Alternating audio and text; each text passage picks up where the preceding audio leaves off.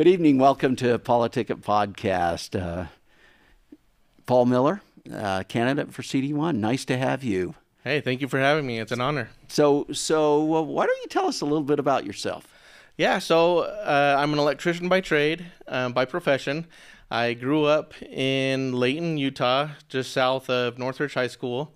And, growing up, we always had, people from Hill Air Force Base in our ward. And, all around you see, that the base's presence everywhere. And now I live north of the base in South Ogden. So it is that is an important economic driver to our area, isn't it? Yeah. The base produces a lot of economy in Utah, especially northern Utah. And so, the base is very important. And, and I expect to carry that same importance to the base, and to help support the base. And growing up, I knew everybody in my neighborhood. I would always ride around on my bike, back in the days when you could ride around in the neighborhood and your parents weren't always worried about where you were. And I was always helping my neighbors. In fact, the cell phone was, Johnny, come home, right? Yeah. And so when I'd ride around on my bike, I would always help people with their sprinkling system, or I'd when they were building houses in the neighborhood next to us, I'd watch the machines dig in. And what got you interested in being an electrician? So it was actually my brother. So my brother and my cousin also worked for the same company that I work for. And at the time, so I had sold cars a little bit, right? And so don't judge me for that. Like, it was only I sold cars for 4 months, and one thing. So did you go to trade school? How did you become an electrician? So so you go to trade school as an electrician. There's two paths, and I chose the schooling path. Yeah, and so you do 4 years. And you have to work for 4 years and go to school during those 4 years, and then you take your journeyman test and you become a journeyman. And so a journeyman basically means you work under somebody else, right? No, an apprentice is work under apprentice, somebody. okay. Yeah. So a journeyman is that you can run the show. Oh, you can run and the so show. Yeah, okay. and so I'm a foreman for my company, and I've been a journeyman for. So what's the next level? Master electrician, is that? Yeah, the master's. And what's the difference there? So a master, you can have your own business. Oh, I see. And okay. you need a master's license. You need so many master's licenses within a company in order to sustain so much work. Okay. And so, and I haven't stepped to the master's level yet, but a lot of people are skeptical about hiring masters because they can go and start their own company, so they don't want to lose employees. Right. But yeah. And you primarily do commercial jobs, right? Yep. Yeah, and a lot of the Walmarts and Home Depots and Lowe's that you see everywhere, and Kohl's, we've probably built it. The company I work for, and so and we do a lot of work with warehouses, and a job that I ran was up in Logan. It was SDL, Space Dynamics Labs. Yeah. So their administration building. And right now I'm at the Salt Lake County Airport, building a hangar, and so it's cool. You get to see a lot of really neat things, see a lot of different industries, and it's fun. So how'd you decide that you wanted to be in politics? Well, I never thought I would ever be in politics. Really, I never thought that I would ever be running for office. Like that had never crossed my mind. I got really involved in politics when Obama got elected in 2008, and started paying closer attention to the national level and all. So what frustrates you with national politics at the moment? A lot of it is the corruption that you see. There's politicians that are investing in the stock market, and they're making policy on the same industries that they're investing in, and so like that really frustrates me. It really frustrates me when there's a lot of policy issues around the board, where they've infringed on our rights, the Patriot Act and stuff like that. And so it gets really frustrating. And, currently with the debt, now that I've paid a lot more closer attention to the debt issue and stuff like that. But the interest on that debt now is going to soon surpass the amount we're spending on the military, it seems. Yeah, it is. And so our interest per year is at $1 trillion. And our debt right now is at $35 trillion. And so if you look at our debt to GDP ratio right now, it's at 124%. And so if you look at it in 2028, which is only in 4 years, so by the time the next presidential term is done, we will be at $46 trillion and $1.4 trillion in interest for each year. And if you look at the debt to GDP ratio, we'll be at around 145% of our debt to GDP, which is insane. And so, I think people need to start waking up, and I think people are. Yeah. So if we took every dollar if we take every dollar from the economy, we can't pay the debt. Yeah, and that's what I fear. Our interest payment is going to be so high that we're going to have to scrap, a lot of the functions in our federal government that we depend on. So, So if mom and dad at home are worried about their Social Security, where are you going to get the money to pay for it if we're spending it all on interest, right? Yeah, and Social Security is one thing that we need to look at. That mandatory spending. There's inflation rates. That's been a suggestion to what we need to change, because right now the inflation rates are creeping up too high. And so it's unsustainable. Our Social Security is unsustainable. So it's going to be insolvent by 2034. And so they're looking at changing those. And that's an unpopular issue. I understand. It's a tough decision. But I see it as, as long as we have some benefit, some benefit's a lot better than no benefit, because our population's not increasing as fast as it used to, and we depend on a lot of, the new population and new income drivers to fund those programs. Yeah. Hey, we're going to take a break, and we'll come right back. Yep. Hi, I'm Corinne Johnson, the president of Utah Parents United.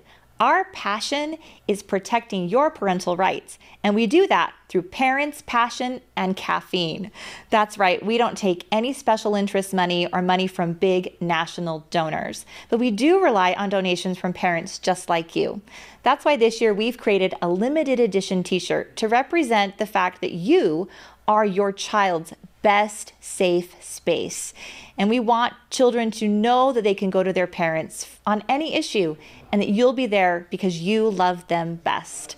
Our t-shirt this year, I Am My Child's Safe Space, UtahParentsUnited.org, is perfect for Mother's Day or Father's Day. Order one today on our website, UtahParentsUnited.org, and help your child know that you are their safe space. Welcome back to PoliticIt. We're here with Paul Miller. Paul's a candidate for CD1, and it's nice having you here, Paul. And during the break, we talked a little bit about some other issues. Climate change came up. Yeah. Where are you at there? So and that's one of the concerns that I had with the delegation that we have in Congress right now, and why I chose and why I was okay with running as a representative, because it really concerns me about the Conservative Climate Caucus, and I am 100% against climate change and the climate change alarmism. If humans do impose a change in global temperature, it's very minuscule, and so right now, CO2 is only 0.04% of our atmosphere. 0.04, that's nothing, and so and CO2 is not a pollutant. CO2 is plant food, and so if we reduce the CO2 levels, that means our plants aren't going to grow as much, and so if our plants aren't growing as much, that'll decrease the yields in our crops. That will shade the earth less. So does that mean more of the the Earth's temperature, the Earth's surface temperature, is going to go up, if we have less CO2. And, two questions that get raised that I've heard get raised that I love is, how much is this going to cost us? Which projections are that it's going to cost $100 trillion by 2050, which is an insane amount of money. That, like, you're looking at bankrupting the U.S. over this. And the other question I guess you have to ask with that is, okay, if we spent all that money, how much is it actually going to impact? Yeah, and how are we going to recuperate that loss? And so, and another question is, what is a sustainable level of CO2? And they can't answer those questions. And so I see climate change as a control mechanism for the government on the people. And so, and if you look at academia right now, like, if you don't tote the narrative, then you get kicked out of these, high prestigious institutions like Yale, Harvard, and the big research foundations. So, do you think we need some reforms in higher ed? Yeah, we do need reforms in higher ed, and I know you guys are working on that in the state. Which is where it should be. Okay. So that the other thing we talked about a little bit is the border. Yeah, certainly that has to be a topic that people bring up with you. Yeah, and the border is I think our number one priority. So we need Remain in Mexico. Remain in Mexico needs to happen. We need to finish the border wall. We need an administration that doesn't cut the border wall out and put holes in it. And we need to end catch and release. And so, and we see this threat every day. Last week in the news, almost every day there was an illegal immigrant in the news. And it was funny because our local media would always leave that tidbit out, that they were an illegal immigrant. And so, but yeah, and it's funding the cartels. There's billions upon billions of dollars. Like, if you think about $1,000 to $2,000 per head per immigrant coming across our border, that's when I was at the border, I Representative Flores in Texas actually invited us down there. She's no longer in Congress, but what I found amazing was how much money the cartels were generating. I know I talked to several Chinese nationals that were there. They paid over $30,000 to get across the border. Yeah, and that's absurd. You think about the money that's coming from that, and what I noticed was happening was that the cartels would get people across the border. These people literally would go jump in the back of the trucks of the Border Patrol so they could be taken to be processed. Yeah. And then they were given a plane ticket and a cell phone and a Visa card. Yeah, the Border Patrol is just the welcoming party right now. Yeah. And so that's the thing. And and who runs Mexico right now? It's not the Mexican government. It's the cartels. So, and the cartels put up a lot of money, even for hospitals, schools. They fund a lot of stuff in Mexico, and so there's, like, you're not gonna get away from that if we have an open border. So what are some of the other issues? Okay, we've talked about inflation, we've talked about government spending, we've talked about the border. Yeah. What other are your big hot button issues? So I'm really big in government reform. So, and we already talked about stock trading with Congress. I don't think Congress should be allowed to trade stocks at all. Even if they put their money in a blind trust, I'm sure they'll figure out a way to get around that. And so I think Congress should be banned from trading stocks, and all the bureaucrats, because you got the Department of Energy investing in energy stocks, and so forth. And I'm Seems really like insider trading to me. It is, and it's a felony if you're a regular everyday citizen, but they get away with it. And so Martha Stewart goes to jail. Yeah, Martha Stewart went to jail. Nancy Pelosi doesn't. Right? Yeah, exactly. Nancy Pelosi's worth over $200 million now. Isn't that insane? And so I'm really big on term limits. I think term limits are important. The term is debatable, but my stance right now, which, the years change for me too, is 10 years for the House and 12 to 18 for the Senate. I don't. And that doesn't seem too onerous to me. Yeah, it's not. Yeah, it's not too long, and it's a lot better than the 40 or 38 that some of them are in there for now. And I was listening to Mike Kennedy in a debate, and he had what I thought was a great idea.